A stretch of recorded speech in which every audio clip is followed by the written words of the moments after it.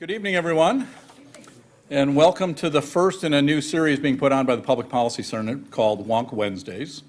You all are policy wonks, I'm sure, and that's what attracted you to this. Some of you might recall a couple of years ago we did a series here at the Public Library called the What If series, and we've got two more series we're doing this year as a part of our community engagement activities to try to share the expertise of the people who work through the Public Policy Center and the university more broadly with the community and policymakers. Wonk Wednesday is one of those, and this is the first of those. We're going to be having another one on October 18th that's going to be on immigration policy, and one on November 15th that's going to be on health policy. Those are information about that is all on the Public Policy Center website.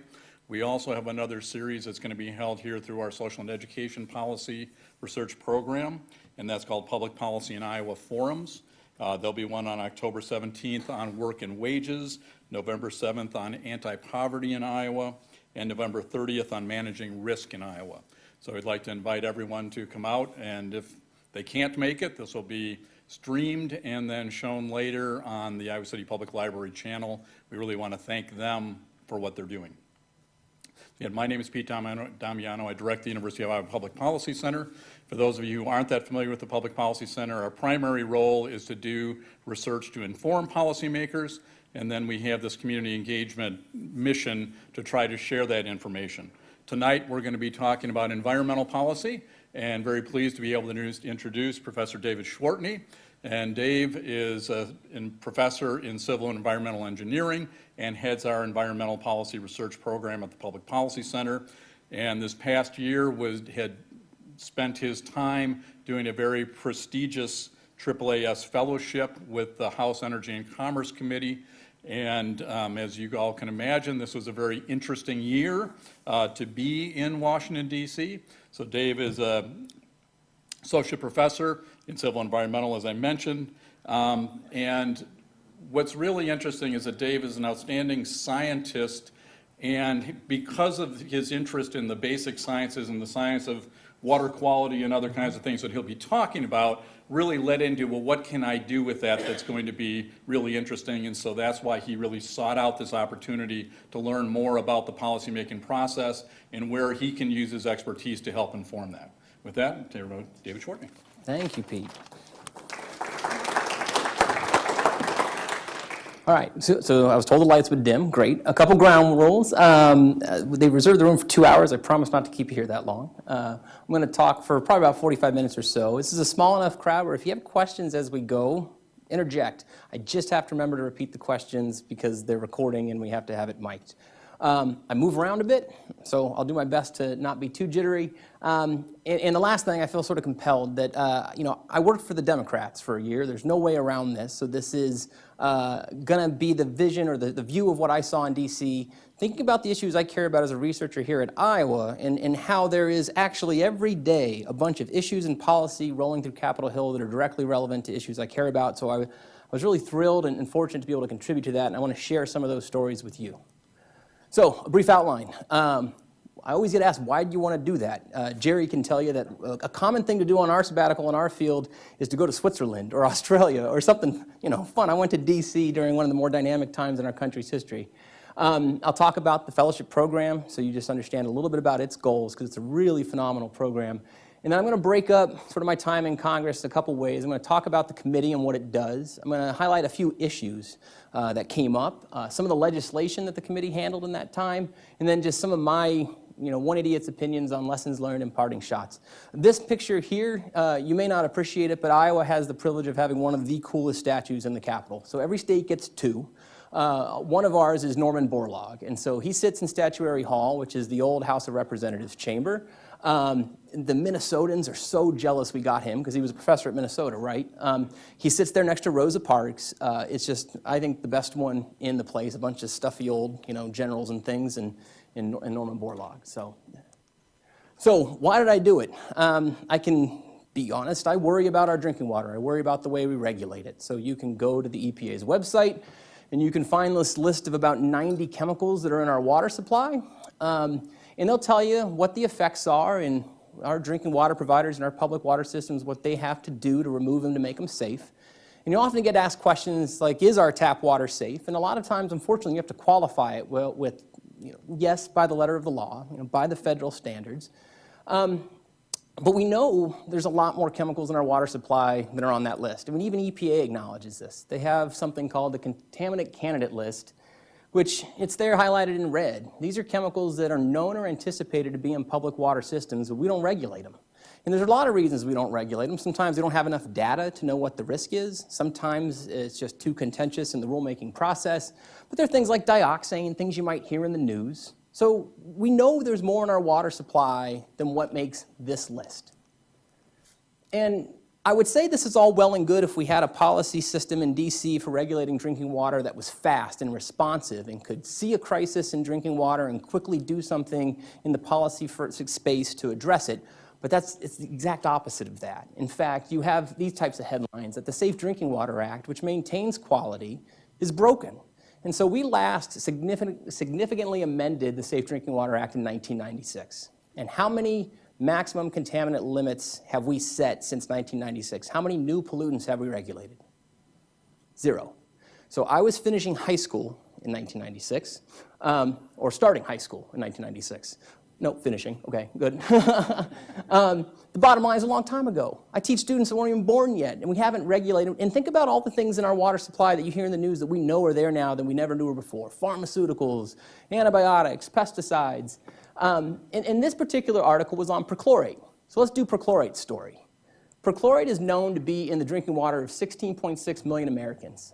In 2011, EPA acknowledged, you know what, the data is compelling enough, we should be regulating perchlorate. EPA gave itself 2 years to propose a rule, another 18 months to finalize that proposed rule. They missed both deadlines. 2016, here we are 5 years after we realized there was a problem. Advocacy groups like the NRDC sued EPA and said, do your job, set the limits. And I wish this was an isolated tale. This is basically what's going on with the Safe Drinking Water Act is the burdens are far too high to prove a risk.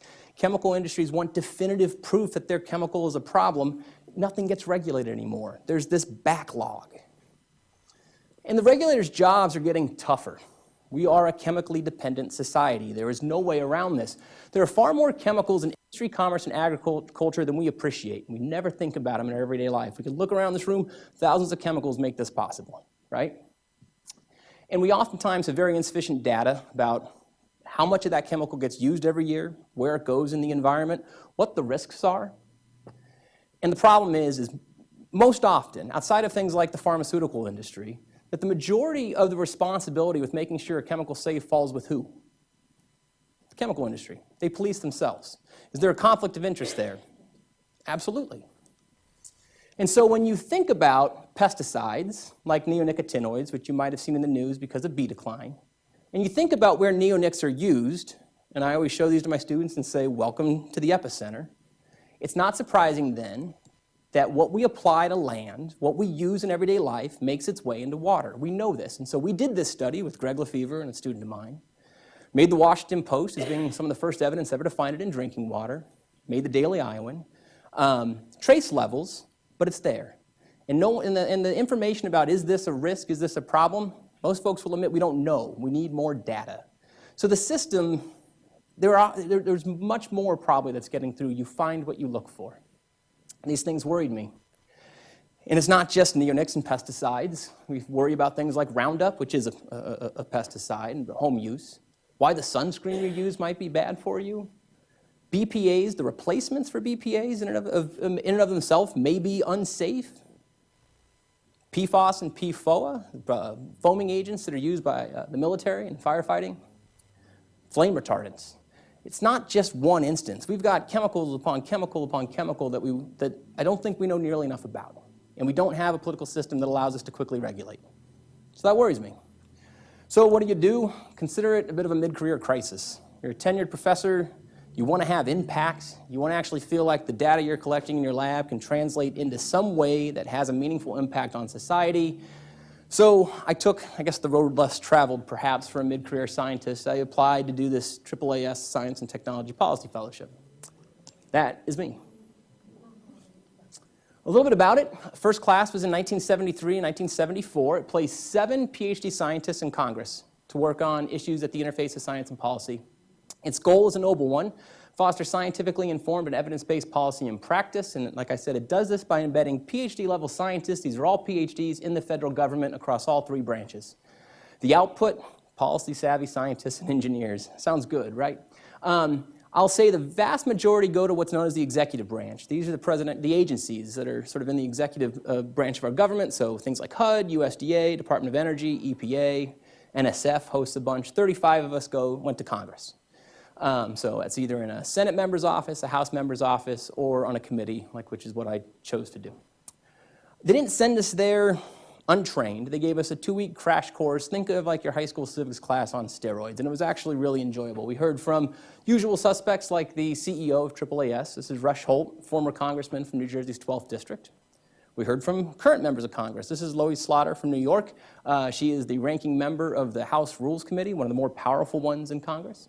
We heard from members of Obama's administration, Kai Kazumi, who talked to us about the federal budget process, which was, mind-jarring, given how difficult that is for us to get a budget. They talked to us about economics. We heard from a Pulitzer Prize winner from the Wall Street Journal, a bunch of think tanks, Brookings. They even gave us, because they don't trust us, an etiquette expert. So we had a day where they taught us about how to appropriately attend a state dinner and cut your meat and do these things, and it was a little ridiculous, but interesting nonetheless.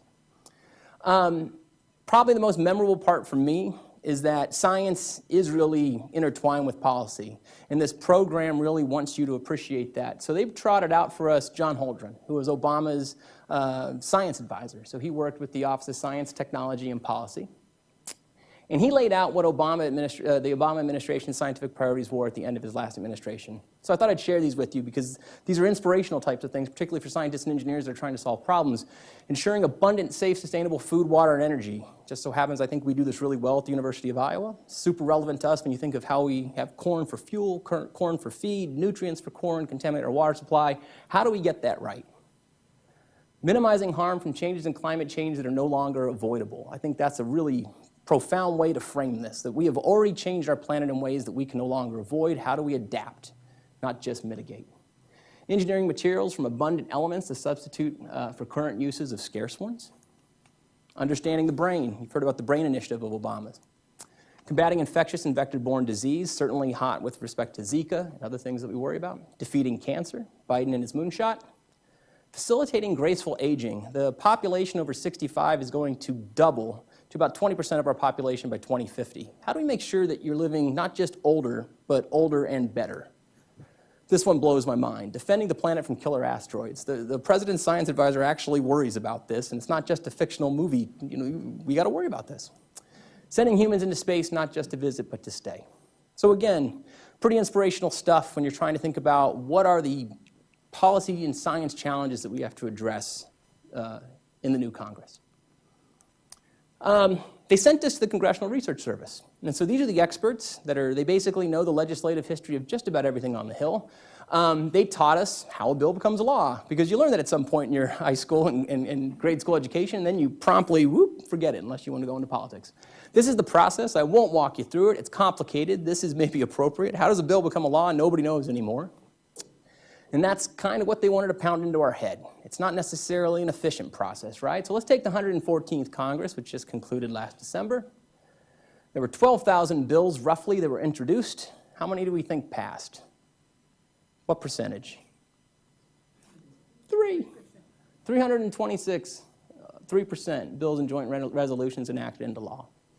And a lot of that message was pounded into us the very next day at the CRS. With Judy Schneider. So this was a real treat. So she is the person, when you get elected to Congress, you go on a retreat with Judy Schneider, who is the specialist on the Congress. She knows just about everything. And she was like boot camp. And they talk to you about the realities of the Hill. And so, they reminded you that we have 3 branches of government, and the lines are intentionally blurred. That's what the founding fathers wanted. They didn't want power concentrating in any one place. She said that everything on the Hill, if it's going to be successful, boils down to 3 things. It's got to be good policy, but it's also got to survive the politics and the procedure. And you'll see that in some of the stories that we talk about. Politics can railroad even the best of ideas. Procedure can absolutely shoot down a good idea. Sometimes we need that procedure, though, to kill a bad idea. And that was the other thing that she really wanted us to appreciate, is that there's this perception that Congress is there to pass the law of the land. But we got it all wrong. that in reality, Congress is there and was created and structured the way it is to prevent bad bills from becoming law. She boiled it all back to the Constitution and the Founding Fathers. Prevent tyranny. Don't allow concentration of power. Make it difficult for a bill to become a law. That's why 3% are there. We might think it's gone a bit too far today, and it probably has, but she'll tell you that Congress, for the most part, is working just fine because there's plenty of terrible bills that have no business seeing the light of day. They placed us. It was like this incredible evening, like speed dating with congressmen, which was kind of cool, and their staff. So over 3 days, I had 15 interviews. These don't add up because you're often doing multiple interviews. Everybody loves when Al Franken gets trotted out to talk to you. And I chose to work with the Committee on Energy and Commerce. And hopefully this becomes a little bit more clear when we talk about what they do, and then you know a little bit about what I do. These are the people in charge. A lesson here is we don't appreciate what goes on in the House of Representatives because oftentimes we don't know the members. This is probably the, I don't know, maybe third most powerful Republican and maybe fourth most powerful Democrat in the House, and we probably can't even name them. This is Greg Walden from Oregon, who's the chair. The senior member of the minority party is Frank Pallone. So technically, Frank Pallone was my boss. I worked for Frank Pallone. 90% of what I did was serving him and making sure he was ready. The other 10% was essentially being a de facto expert on environmental issues for the rest of the members of this committee, and it's a fairly big committee, most notably being our member of Congress, Dave Loebsack. So I had a very unique privilege of being able to work with his staff, alongside his staff, get a chance to know him through the year, and it was really neat to see. A quick overview. It's one of the oldest and most sort of prestigious committees in Congress. Started in about 1795, so it makes it about the oldest and the broadest jurisdiction with respect to the legislative committees. What does it cover? Just about everything. Telecommunications, consumer protection, food and drug safety, public health, environmental quality and energy, so this is where I came in, interstate and foreign commerce. A lot of these committees have oversight of agencies, and so if you think about DOE, HHS, Department of Commerce, Transportation, EPA, FTC, FDA, FCC. I was one of about 8 members that worked on the energy and environment team of the staff. But there are probably about 50 or 60 of us that each have to cover these areas. And so these are the subcommittees that break this down. I was here and here. It was a busy year for the 115th. If you look at, or for the ENC and the 115th Congress, if you look at that list, what were some things on there? Well, healthcare. Obamacare repeal rolled through our committee, and it was our committee that had that, like one of the few hearings on it early on in the process. So this was, I think, January or February, or I guess early March. And they did 30 straight hours of a bill markup. So this is the House's first attempt to repeal Obamacare, and the Democrats tried to stall the process as much as possible, taking 30 hours nonstop. We got a cell phone when you join the staff, and it buzzes at a markup every time there's an amendment filed and a vote all through the night. I woke up at 5 in the morning and had about 30 emails. It was crazy. I often tell people, think about any job you would go to and work for 30 hours nonstop knowing you're going to lose. The Democrats knew they didn't have the votes. They knew they were going to lose. They did it anyway. There's gamesmanship in the House rules, because the House is a procedural body. You have to read, you can ask to read the bill at the start of a markup. So the Democrats wanted to slow the process and make it painful, and they made them read a 60-page bill from start to finish before there was any votes that were even taken. What else? Anything on net neutrality goes through E&C. Anything, that bill about selling our ISP history, that was through our committee. They even passed, just before I left, a bill dealing with autonomous vehicles. So the jurisdiction on this committee is massive, and it was doing big things. Energy and environment, what do? If you read this makes a ton of sense for me. Like, they deal with hazardous waste, Clean Air Act, Safe Drinking Water Act. Anything that deals with clean air, water, and soil, that's the Environment Subcommittee. The ranking member of our subcommittee on the Democrat side was Paul Tonko. He is this firecracker of a man that wants to improve drinking water infrastructure. That's his #1 goal, something I can really get behind. On the Energy Committee, Bobby Rush is the ranking member on the sub, laws, programs, and government activities affecting energy matters. Things like fossil fuels, renewables and alternatives, nuclear energy, pipelines, oversight of DOE, NRC, and FERC. We got to work with some pretty cool things. The neat little anecdote of Bobby Rush, anyone know what he's probably most famous for? He's the only man ever to beat Obama in an election. Obama ran against him to be, when he was to be in the House before he was elected president, into the Senate, and Bobby Rush absolutely crushed him. So what specifically did I do? It's all about communication. They gave us a lot of preparation to be able to communicate as scientists to a broad range. So I wrote, and I wrote some more. You do statements and quotes for press releases, speeches and talking points for floor debates, memos trying to take policy and the science behind it and distill it down. You write a lot of letters. I'll give you some examples. This is mostly about, that's all you really can do as a minority party. We don't really set an agenda. We just sort of say, hey, pay attention, these are issues. So a lot of messaging documents and fact sheets. And then once the legislation started picking up, we did a lot with respect to drafting bill language, organizing hearing. This was one we did on energy tax policy. Things I had no idea I was going to be getting involved with, and I knew nothing about going in, but that sort of you pick up as you go and you work your way through the process.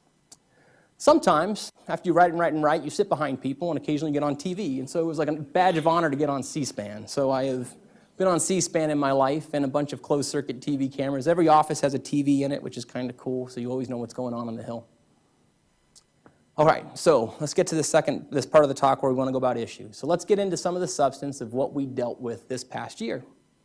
And just a quick primer on how an agenda or issues even make its way to us. And so day to day, the first thing they told us is it's your job to read the news. Anytime there's an issue that comes up that's within our jurisdiction, we need to know how to respond. We need to know what the position is it good, is it bad, should we be getting someone's attention? So we spent a lot of time reading the news, which was a pretty newsy year, right? The calendar's set by the majority. We have very little say as the Democrats as to what actually comes up and what gets discussed. Hearings, legislations, it all reflects their priorities, okay? And something to keep in mind through all this, which I had no idea going into it, is the majority, they don't just get more votes, which makes we all understand, they get twice the budget for staff. So they've got about, I said there was about 50 or 60 of us that are working on these issues for the Democrats. There's like 100, 120 working on it for the Republicans.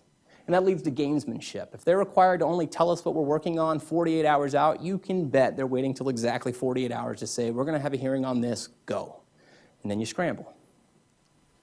So some of the things that we did specifically. One of the benefits of working for a ranking member is the GAO, the Government Accountability Organization, actually responds to them. Every member of Congress wants to get a GAO study commissioned. They mostly don't respond, but if you're a ranking member in the leadership, they listen. And so our member, Mr. Pallone, with Mr. Tonko, asked for a report on water infrastructure in legacy cities. And so you might be asking yourself, what's a legacy city? These are cities that have had massive, over 20% population decline since 1980.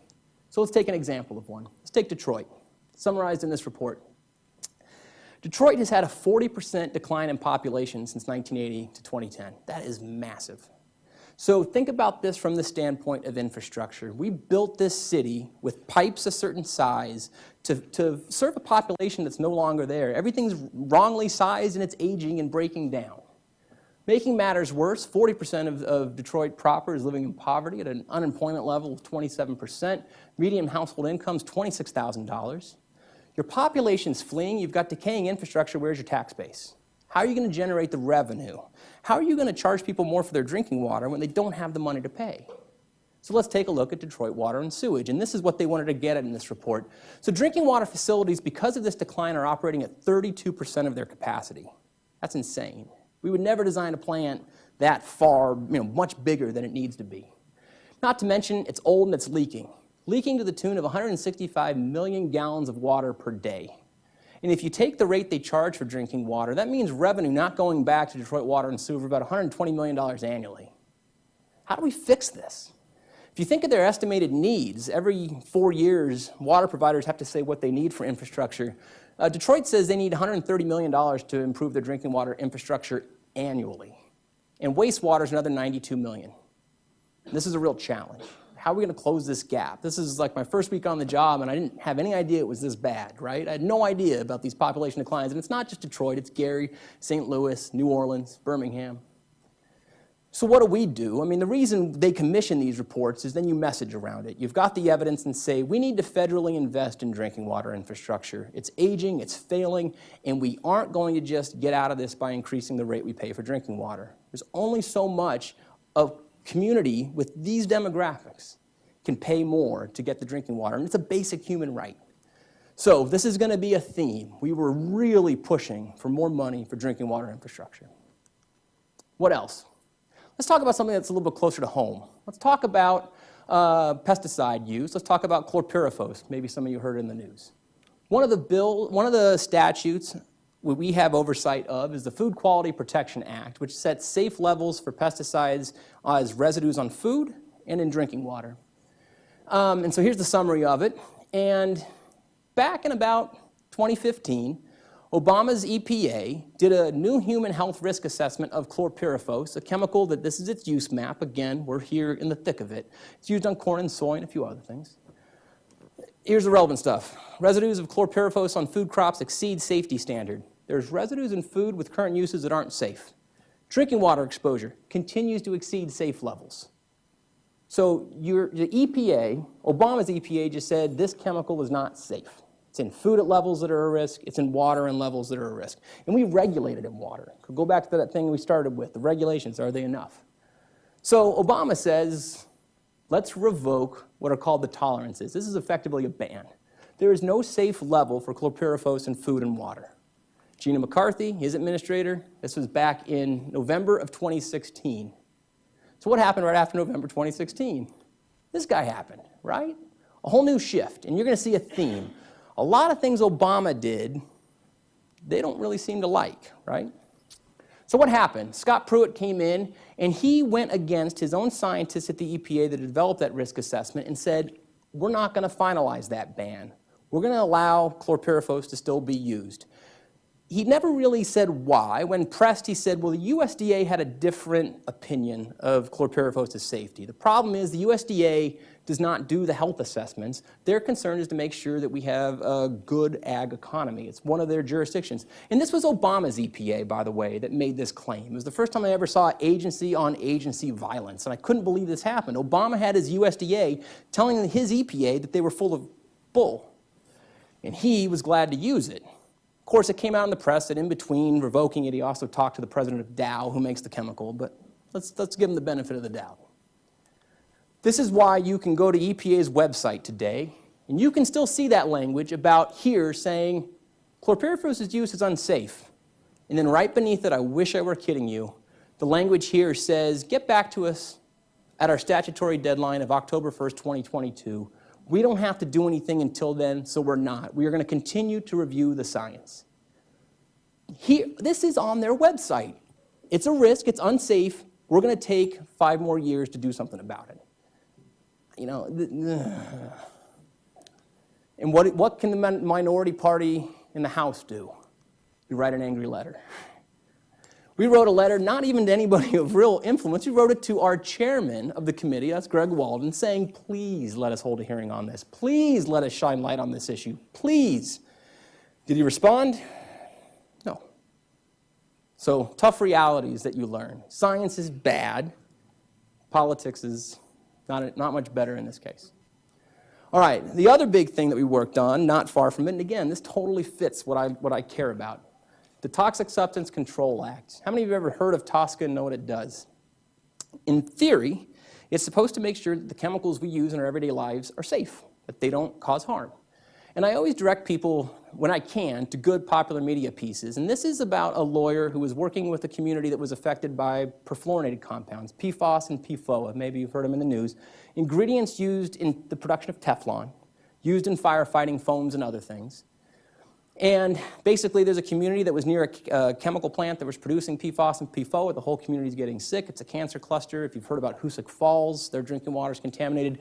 This language sort of sums it up, that the Toxic Substance Control Act, as it was assembled, allows chemical companies to regulate themselves, like I said. And it's in this reason that EPA really only restricted 5 chemicals out of tens of thousands on the market over the past 40 years.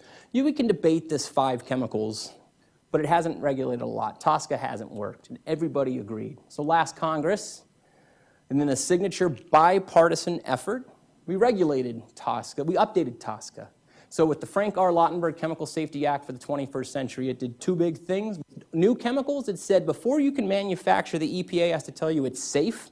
That's a big deal. They didn't have to do that. It only makes sense that you should have to do that. If I'm going to produce this in large quantities, it should be safe. Now EPA has to make that determination.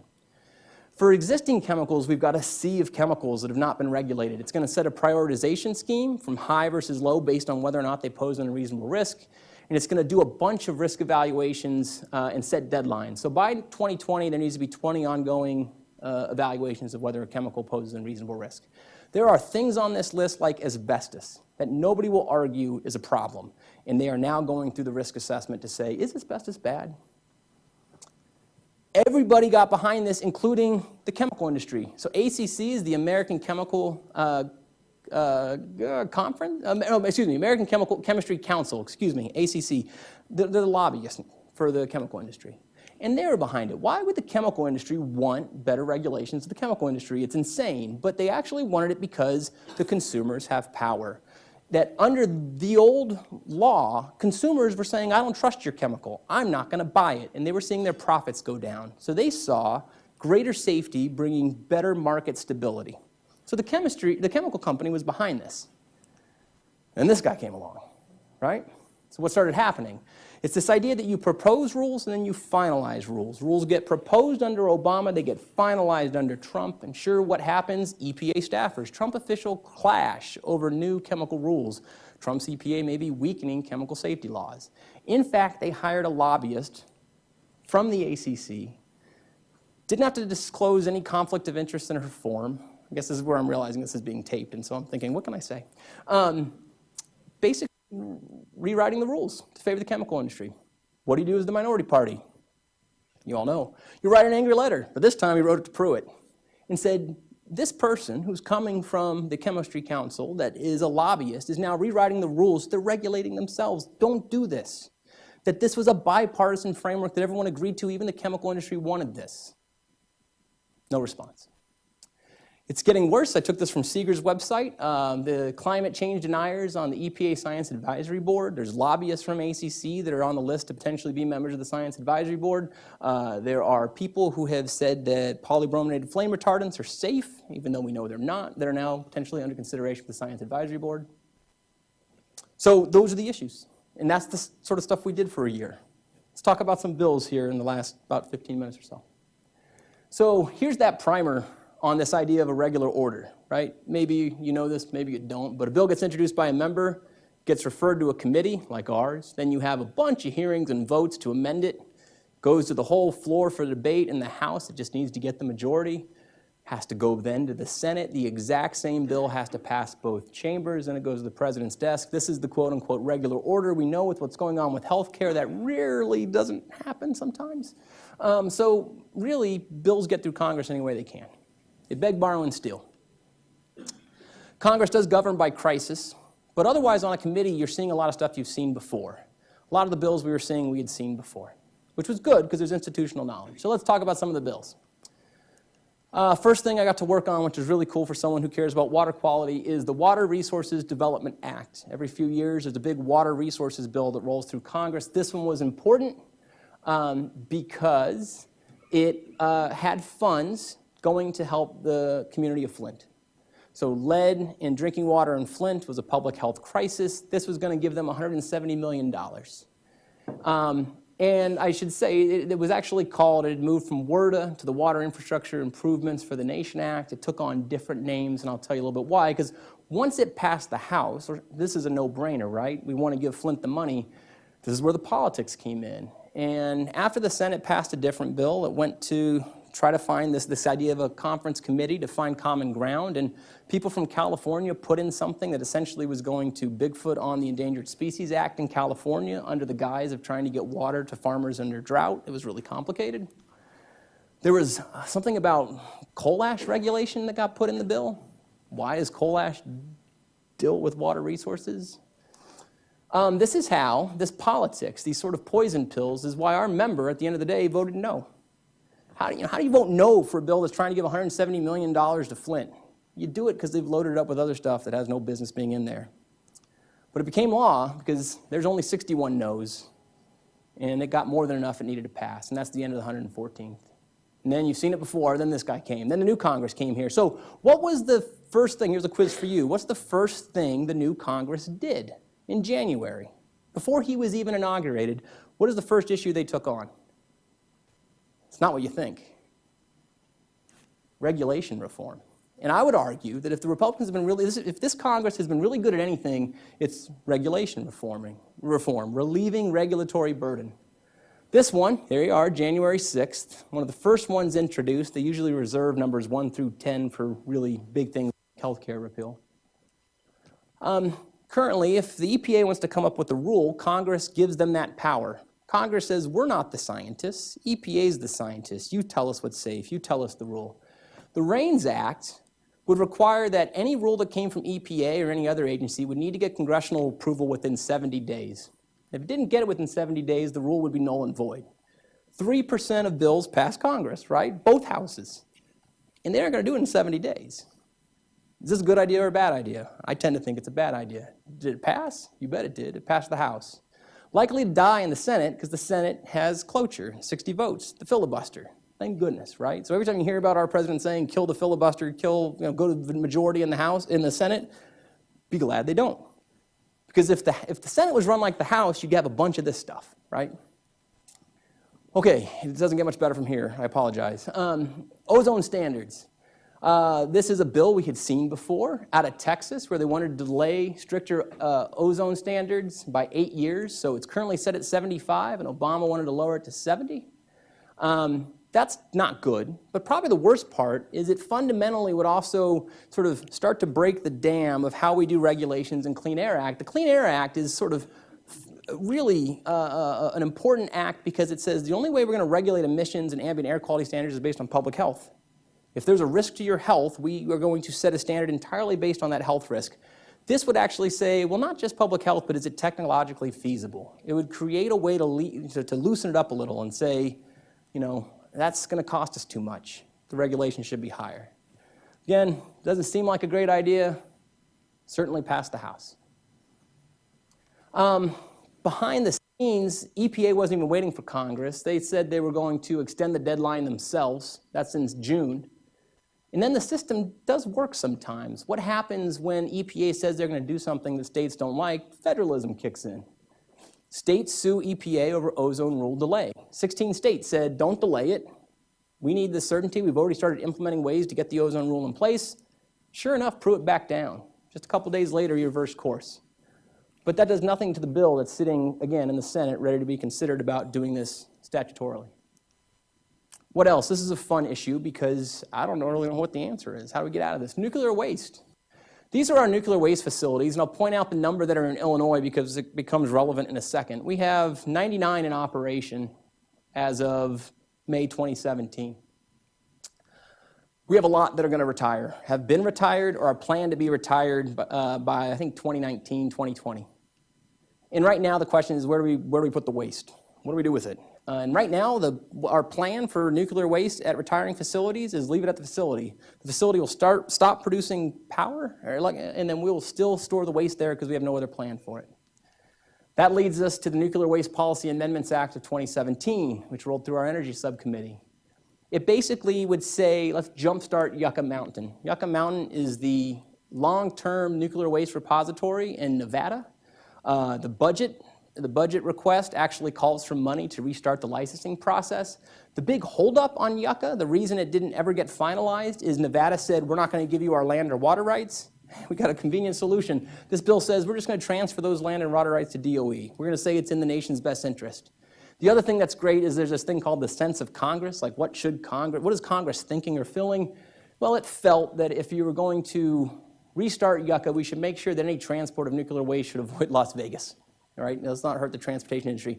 So who didn't like this bill? Nevada.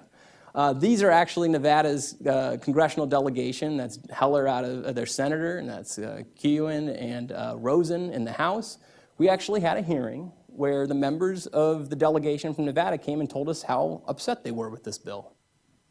There were some other things in there that really aren't worth liking. Interim storage is this idea of, okay, let's not worry about where it's going to go long term, which is just burying it in the ground. Let's get it someplace else as an intermediate place to hold it. And it was actually going to say you couldn't do any interim storage until you had committed and started building and working with Yucca, which is a massive delay, meaning that those retired plants, the waste was going to sit there. This passed the committee, and it passed voice vote, which is essentially unanimously. Everyone agreed we got to do something about this.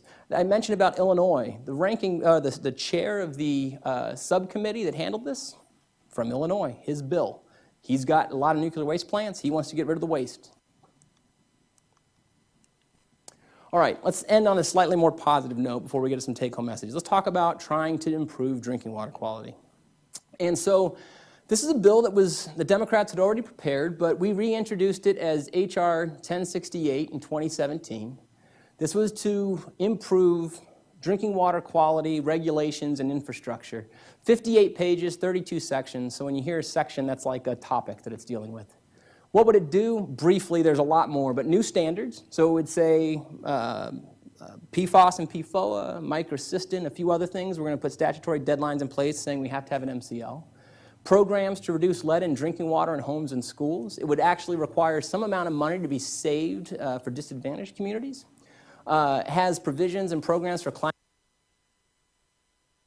Improved consumer confidence reports, those things you get in the mail and you probably throw out because they're hard to read and you don't know what it means. Well, let's make them readable so people know what they're drinking. And most importantly, funding at $30 billion over 5 years. For perspective, EPA says we need $384 billion over 20 years for drinking water improvements. $384 billion over 20. They decided to ask for $30 billion over 5. So this was February, and we waited. And then the Republicans came with their proposal, which was 7 pages and 8 sections, so a little bit thin. It authorized spending, but no specific amount. And this is where you come to realize that Republicans have a really hard time spending money because everything's got to be paid for. They don't want a deficit spend. They don't know what to cut. So they create discussion drafts of bills that have bracketed text where there should be a dollar amount. Limited help for disadvantaged communities. Really what they were saying is we let you defer your loans for infrastructure investment. And there was a poison pill that was going to give Scott Pruitt the authority to say whether or not states were compliant with federal requirements of what are called crosscutters. And so this is like the Endangered Species Act or NEPA or even fair hiring practices. If Alabama was going to go to Scott Pruitt and say, sure, we're hiring people fairly to work on federally funded projects through the Safe Drinking Water Act, Scott Pruitt could say, good enough, I trust what you're doing, don't worry about federal oversight. We thought this was a non-starter. It was too much power to the administrator to cover too many things. All right, so let's end on a good note. You can find issues where people want to work together. So this is Safe Drinking Water Act shouldn't be a partisan issue. That was our messaging point. We shouldn't be having partisan battles over drinking water. So let's talk about the art of a deal. We wanted to say something about climate change. The Republicans said no. So what did we do? We said, let's compromise and do extreme weather events. So we got our programs for climate resiliency, but it's resiliency to extreme weather events. And then the fun part is we didn't want to say terrorism because of jurisdictional issues, so it's extreme weather events and malevolent acts. That's what you have to prepare your source water for. New regulations, the Republicans said, hell no, we're absolutely not going to regulate more, and there's many reasons they feel this way. So we thought it was a decent win when we said, let's extend monitoring for unregulated contaminants, and they did. That CCL4 list that I showed you earlier, that comes from monitoring for things that aren't yet regulated. These are all Democratic proposals, by the way. This is Scott Peters out of San Diego. This is Paul Tonko out of New York. We wanted to say that every dollar spent using SRF funds, which is the infrastructure program in the Safe Drinking Water Act, would have to use American steel and would have to pay prevailing wages. Republicans said no. Eventually, we got them to come around. And every dollar spent will go towards American iron and steel and prevailing wage. These are good, making sure that there's American products and good jobs. That's a win. That federal cost cutters, our poison pill. We got them to do a GAO study just to see, are there redundancy between state and federal requirements? Do we even need to give the authority? We wanted lead protections, and they said, we'll work with you on this. We've got a lead issue in this country. So sure enough, they gave us school fountain replacement and a lead pipe inventory in the next needs assessment. This is Bobby Rush's issue. This is Gene Green out of Texas. Democrats did well through this. Consumer reports. Let's make those consumer reports easier to read and more frequent. So in large systems that have the financial capacity to make this happen, twice a year instead of once a year. This was Debbie Dingell out of Michigan. Set-asides for disadvantaged communities. They want to do loan deferment. We got them to come around. 6% of all funds for infrastructure given to the state has to be reserved for use in disadvantaged systems. That's a good win. And how about this, the big one? $30 billion over 5 years. That's what we wanted. Republicans weren't sure. $8 billion over 5. It's better than nothing. Remember, EPA estimates we need $380 billion over 20. This is a drop in the bucket, but it's a start. This passed the committee. Who do you think? That's Pallone. That's actually Jacky Cowan, who I worked with under. She's a Harvard-trained lawyer, worked on energy and commerce for about 15 years, and she has a reputation. You negotiate with her or she'll screw you. She is a mean negotiator. I mean, and we owe these advances to hardworking people like her who could probably make a ton more in the private sector, but she wants to work on the Hill. And that was me at the end of the committee with the ranking member Pallone, and I left like 2 days later. I was done. Nice way to end. All right, so let's talk quickly about some take-home points here. Let's stop beating around the bush. Let's talk about the election and the impact of Donald Trump. No one expected him to win. Anyone in D.C. who tells you otherwise is lying. It was a shock. I'm sure we've all heard this, but it was a shock. What was the immediate consequence? One of the interesting parts about that interview process is everybody assumed Hillary was going to win, so everyone had their signature legislation lined up. I talked to Sheldon Whitehouse's office about a tax on carbon that they were ready to introduce. All sorts of things. I wouldn't say they're lost forever, but they're delayed. Who knows if they would have passed anyways, right? The immediate impact with the executive orders, things like the Clean Power Plan, this idea of reg reform, 2 out, 1 in, streamlining government. We did a lot of press around this saying these are not good executive orders. But otherwise, the legislation and policy was really slow out of the gate. No one knew what they wanted to do. After the election, everything kind of froze in D.C. November and December was really slow. January and February, all that legislation happened March on. It took a while for them to find their legs and figure out what they wanted to do. You can't get around the priorities. As an environmentalist, someone who works in environmental engineering, probably the biggest sort of gut punch during the time was when they released their budget for the EPA, which would have a 31% cut, or $2.1 billion, reduce employees by 3,200. They rumored they were going to consolidate the regional offices. I mean, because, EPA probably feels their employees like they have too many people working on issues, right? I mean, but just read their language. We went to a briefing on the budget and actually had an EPA authority tell us climate change is not a priority for the current administration. In the Capitol.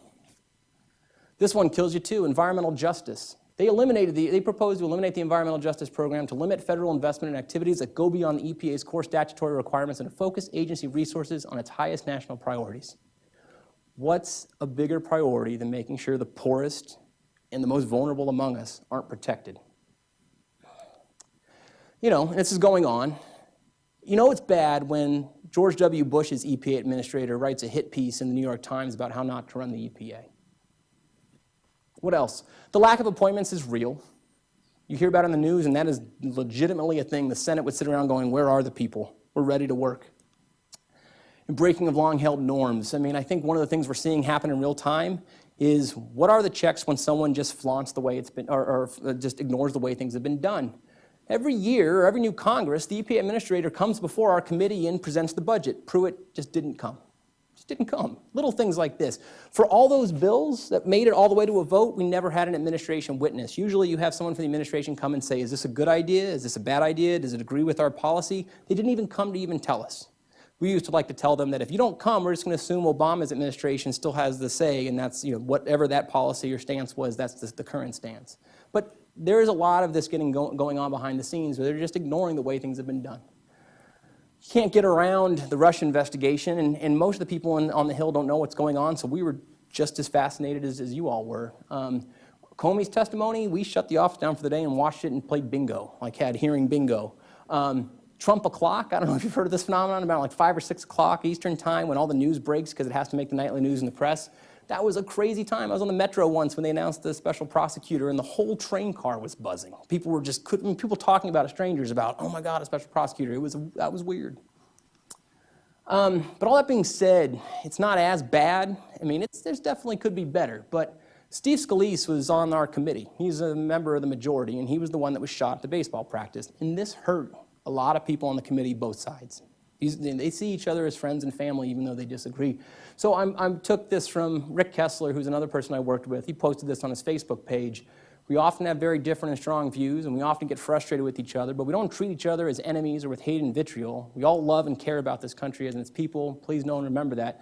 Ahead of that was a whole paragraph of all the bipartisan work he was doing that day, negotiations on those bills to get them to a place where both parties could agree to them. The sides do work together. The staffs do. So my advice, get to know your members of the House of Representatives better. They're awesome people. This was a real joy. Like I said, I got to work with Mr. Loebsack. 2 members of his staff, Will Collier and Maddie, and I'm forgetting her last name, are UI alums. Will actually had taken some classes with Craig Just. Some of my fondest memories were in the lounge behind the committee room, just listening, watching them be normal people. Paul Tonko, like I said, he is such a strong advocate for STEM, science, and engineering, and clean water and infrastructure out of New York. Debbie Dingell out of Michigan, she's a strong advocate for making sure community right to know. Her husband just so happens to be John Dingell, who was like a lion of the house for many, many years, but she's pretty fierce. She's great to work with. Dave McKinley is a Republican, but he's the only certified engineer and a member of the House of Representatives, so he was an engineering consultant for several years before running for office. And then Joe Kennedy, I mean, everybody sort of loves Joe Kennedy because he's a Kennedy, but he was very sincere, very affable, easy to get along with. I sort of joked with the students, he is as like dreamy as they make him out to be in the news. A few more lessons. Politicians are people too, just building off that, but they want to keep their jobs. Their local constituent issues do trump national need, and those elections every 2 years, particularly in the House, are just gutting. It slows things down. They got to be here and there at the same time. And there really are some outstanding people working in the federal government, and they never get any credit. A good number of them are these underslept, overcaffeinated, underpaid 20-somethings. But they're working hard. If you ever hear about the DoNothing Congress, there are people that are working long hours. I had someone ask me when I came back, so do you get to leave at 5 every day? I'm like, no, absolutely not. And I got to leave early, and I was like 6 or 7, and there were people that worked all night for nothing, little low salary. No issue too small for Congress. One of my favorite things is they have these Dear Colleague letters where they send things around trying to drum up support for issues. Things like soy milk is not milk. Join our letter to the FDA to enforce milk standard of identity. I mean, there was stuff like this that rolled through every day that was hilarious. It's one that I could dig out. There is a need for more scientists and engineers in Congress. Probably not so much federally, but I think there's more of a role for them in local government. Get on school boards, make sure we're teaching evolution, climate change. You're seeing it, they rolled out folks for us from 314 Action, which is trying to get scientists to run for office. This is a former fellow from the year before me in the program that's running for Congress in Mississippi. It's not, very strongly Republican district, but he's getting out there. He's a chemistry professor at the University of Mississippi. So it's neat to see. Even before Trump, though, EPA was a punching bag. So if you know an EPA employee, love them. Democrats think they never do enough. Republicans think they're doing too much. I mean, how do you win? The environmental groups are powerful allies. I had no idea how much influence places like EWG, NRDC, EDF, Trout Unlimited, which is one of my favorites. When we need an issue and we need to get a megaphone and get an issue amplified, you call them.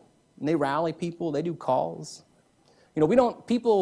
The healthcare, everyone's calling and their congressmen and saying, don't do this, don't do this. On environmental issues, that doesn't happen, unfortunately. I wish it did, but these groups try to make it happen.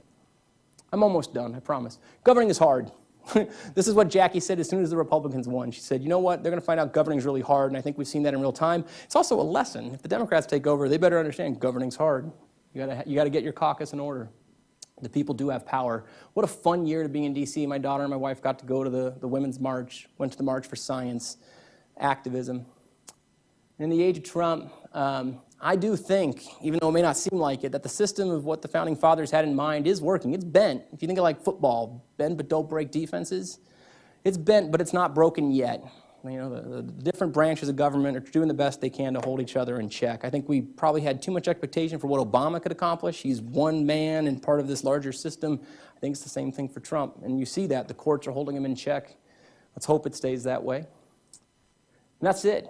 It was a great year, getting a chance to do things with the kids. And that's, my son Nate, and we're riding the Senate subway. That's Paul Ryan's balcony. That's where Abraham Lincoln used to sit in Old Statuary Hall. So we got to do some fun things. I would love to take questions. Thank you so much. I'm so flattered that you all would come on Tuesday or Wednesday night to come and listen to me talk. Thank you.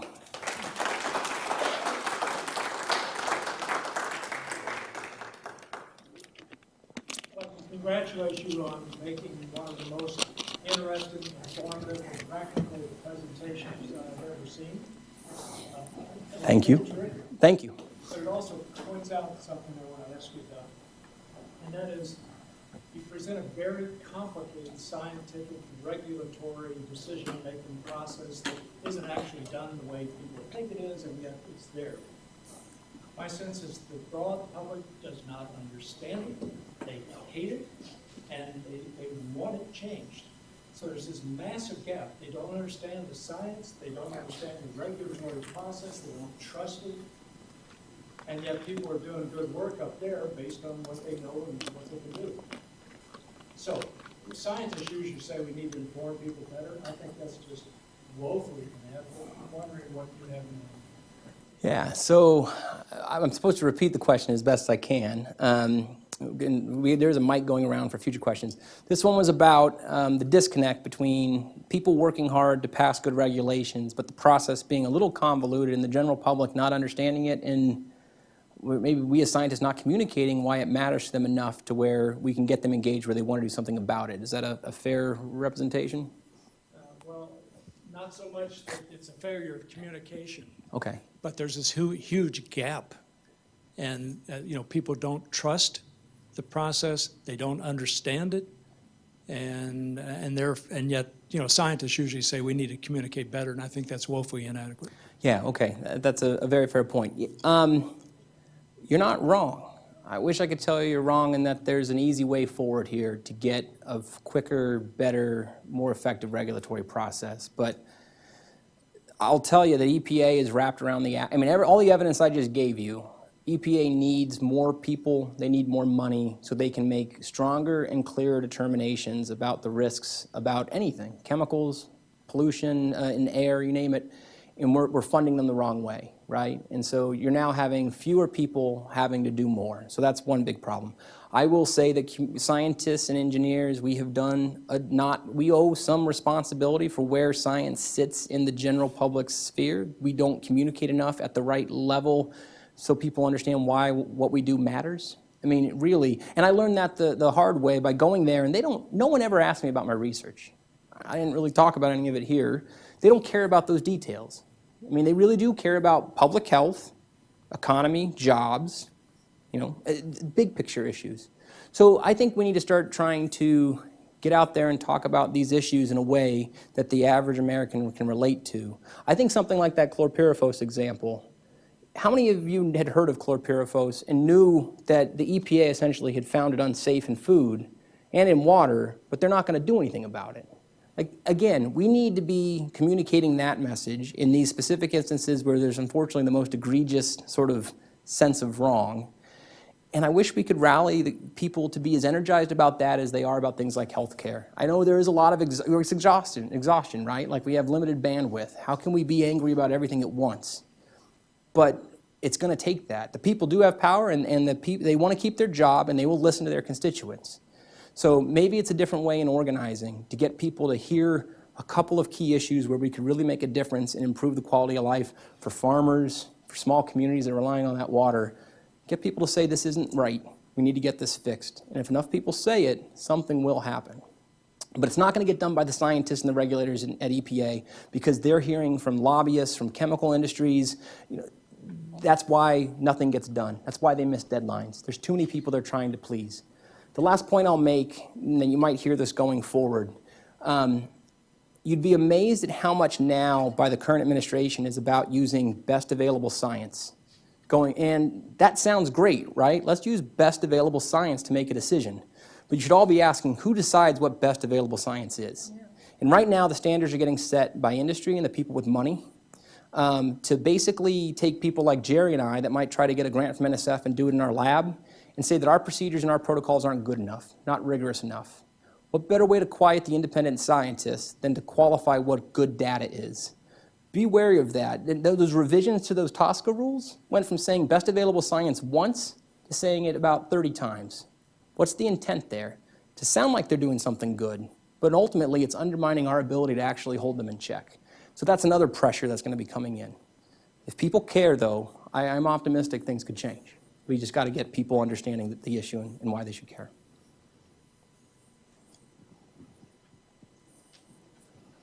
Are you going to run for public office, and are you going to see Ernst tomorrow afternoon? I didn't know. I'm not going to see Ernst tomorrow afternoon. I didn't know she was even anywhere around. I have a great job as a professor. I love that we've got a new graduate program where we're training students to go into communities and work on sustainable development. I could see in a few years wanting to do something locally. I really think there's a role for scientists and engineers at any stage, because we look at problems and we try to find solutions. I don't know if I have aspirations to do anything bigger than trying to, if I can help around here, I would not say no, but it's got to be the right time. I got 2 young kids, all that sort of stuff. But thank you. Never a good time. It's not. Great talk, Dave. Thanks, Really Jerry. enjoyed it. You mentioned in your last remarks about money. Yeah. How often, what did you observe in your year of experience with regards to how money influences the process, PACs and private and environmental group money, given that the Congress people want to keep their job, as you so eloquently put it? And wouldn't the single most important thing that we could do would be to have publicly funded elections? Absolutely. So I took that line out because I was afraid it was too, well, I don't know, I didn't hold much back, I guess, but you ask around enough and we talked a lot amongst the committee staff, and it was one of the more fun parts of it is, how do you fix this? I mean, I would go around a lot saying, oh God, guys, this is a lot worse than I thought in some ways, because I feel like there are these problems that we're so entrenched we aren't going to get out of. Someone I really respect on the committee, she was a PhD level scientist that had worked on the Hill for about 15, 20 years. Her name is Jean Frucci, and she said, and I completely agree, money in politics is the problem.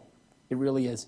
And you see it in ways you don't even appreciate. And so one thing I didn't know, and I talk with you about this, is when you bring out, so the majority sets the agenda for hearings and the legislation, and then I didn't know that when you bring out witnesses, they pay their own way. So if you're given like a week's notice about a hearing, who can afford to get there to make their voice heard? It's the people that have the deeper pockets can afford to drop everything and do that. You talked about when you'd gone and testified, you paid your own way. Little things like that, in ways I didn't appreciate where money's at. And then otherwise, yeah, the way people and members are making decisions is heavily influenced by who's financing their campaigns and who they're sort of indebted to. And until that changes, we used to ask all the time, do people that deny climate on the Hill actually believe that, or are they just trumpeting the lines of whoever's paying their way and lining their pockets? It's probably more of that latter, that they're getting the money from the people that want them to say it, and they'll do it. I wish I had a better answer that was more optimistic. We just got to demand. Absolutely. Yes, so you mentioned the Clean Power Plan and how it's being scrapped. I'm just curious what you have heard during your time there and what you've heard since regarding the Republican replacement for the Clean Power Plan, since they're required to regulate greenhouse gas emissions. Yeah, I think a lot. I'll say 2 things. The last I know is that there's still a lot of it getting worked out in the courts, because I think the Supreme Court kicked some of it back. Since the Supreme Court said that EPA has the authority to regulate CO2, they have to do something, like you point out. I don't think anything's been decided. What I actually found semi-interesting is there was a lot of thought that the Clean Power Plant could survive, because a lot of producers have already started implementing changes to adapt to it, and they think it's unfair if they have to go back. And so a lot of what you talk about is this idea of regulatory certainty. It's not good policy or regulation to say something and then pull it back a year later, because there's a lot of wasted money and energy spent trying to go that way. And so there was some pushback from places you might not expect, saying we've already started adopting, we've already started changing to make sure we're compliant. Don't go back on this now, it's not fair. So I think it remains to be seen. Last I know is it's a little bit, I don't know if there is another plan from the other side, but everyone's anxiously waiting to see what they do, because they will have to come up with something. Great question. So Dave, now that you're back, and if you're looking ahead, what would you say are the top 3 water quality issues that you think we need to be dealing with in Iowa, and based at least in part on the research that you've done and where you see things need to go? Yeah, I think just the lay of the landscape, the 3 issues, obviously nitrate. Everyone's going to talk about nutrients. Everyone's going to talk about Des Moines and nitrates above the MCL in Des Moines, and Des Moines having to pay to get nitrate out when that pollution's coming from up north. And so nitrate's going to win the day here in Iowa as the top priority. And that pains me a little bit, because I don't work with nitrate as a researcher. I would be happy if we could expand the discussion beyond that, though. Two things I'd like to see us handle more proactively is getting a better handle of where lead is at in Iowa. And a lot of the water providers will say that they're doing great corrosion control and that they don't have issues. But there's still, across the country, no one knows where the lead lines are because you only go looking for them when you have a problem. So we could be more proactive there. And frankly, some of that infrastructure money would go to try to take out lead lines and put in something safer. And I think where you start with that is in schools. Lead fixtures in schools are very common. Schools don't have incentive to test for lead because if they find it, they don't have the money to pay for a replacement, and they're caught in this real tough bind. And so I would try to make sure that we are as safe as we think we are here in the state with lead. And then the last thing is, I know we regulate some pesticides in water like glyphosate and 2,4-D, but when we're debating how safe they are and if we should trust the data, we should be having a careful look at what's in our water supply, what's making it through our treatment plants and into our tap. We shouldn't just assume that because we're meeting federal standards that everything is great, because federal standards didn't expect agriculture at the scale we do it here with the loading of chemicals we put on the land.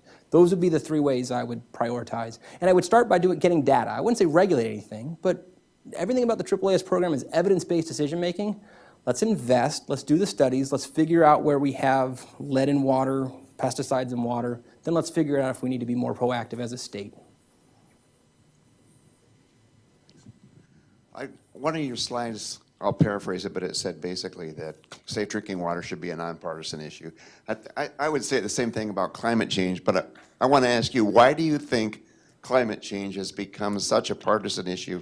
Why are Republicans required to deny it and Democrats required to defend it? Yeah, that's a great point. I actually thought about this, is that I knew I was inviting a question when I say safe drinking water should not be a partisan issue, but we have things like healthcare and climate change that are, and they're just as vital. And I got thinking about sort of I'll get to the climate change specifically in a second, but some of it's the mechanics of the issue. You don't necessarily feel the effects of climate change tomorrow, right? And they take advantage of that they can easily say this isn't an issue today or even immediately tomorrow, so let's kick the can down the road. And so a little bit of this idea of the intensity. Everybody knows the minute your water turns brown that you can't drink it anymore, and then that member of Congress has an issue because they want to vote him out if they're not fixing it. The average American's not sitting there thinking about it feels a half a degree warmer today, unfortunately. And I think it's with healthcare. You know, the way they put in these sorts of delays as to when the things happen, and even if your healthcare plan changed, you know, it might take you a while to really feel the force of the effects. So there's a little bit of that intensity issue. On the climate side, I think I think it is the money. I can't get around to another way of why they so staunchly defend it in the face of all of the evidence that our climate is changing, than that the industries have deep pockets and want the status quo to remain. And it's going to take, when you start talking about evidence and what people want to see to be certain, it's hard to get that data at a global scale over the time scales we're thinking about. So it's that combination of being able to kick the can down the road and take the money to keep being vociferous. And it's because that money in politics question, one thing I should have said is, you know, NRDC and EWG and all these environmental groups are great, but they don't have the budget that like the big places do, like the Heartland Institute and the Koch brothers. It's just, it's different scale, right? And so you're up against a well-financed denial of climate change, and that seems to be winning the day. It has become partisan, though, and it's a real tricky part because I'm an environmental engineering professor, and scientists should stay out of politics, especially in like the classroom and the research space. But the minute I say I want to develop new materials for carbon capture, I'm admitting that I think CO2 is a problem. And that immediately makes it politicized. That's a big issue. We should be able to do research and not worry that we're going to be criticized for being political in the lab or the classroom, because we need to get the technologies and the data in place.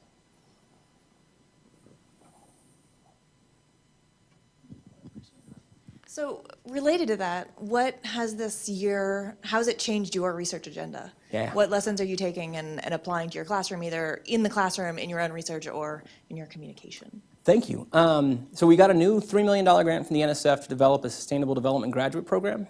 And we are teaching engineers slightly different things like economics and policy for the first time, because we need them to be able to communicate and see the broader context. And so we are working on training the next generation of engineers and scientists to be more versatile to go out and talk about issues like this.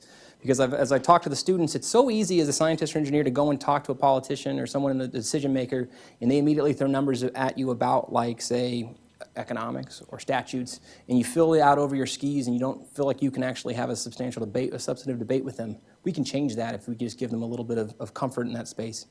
So there's a lot of really interesting things with that program we're doing that reflect a lot of what I was sort of taught through AAAS and what they wanted us to do, including a community engagement component. Research-wise, I mean, I'll admit, trying to get data as to where, so risk assessment, like when I say the word risk, two things are at play there. It's what is the hazard posed by a chemical, meaning does it cause a bad health effect? And then what is our exposure to that chemical, meaning how much of it do we take in daily? I want to do research now that helps us better inform risk, which means we need data about what the effects are, and we need data about what the exposures are. And I almost feel like if we're not collecting that data, we're missing the point because we're not going to change opinions or minds. So that's how my research has changed, is we're not just going to look at chemicals and think, wow, this does cool things in the environment and transforms and does this and that, and say, there's a new risk.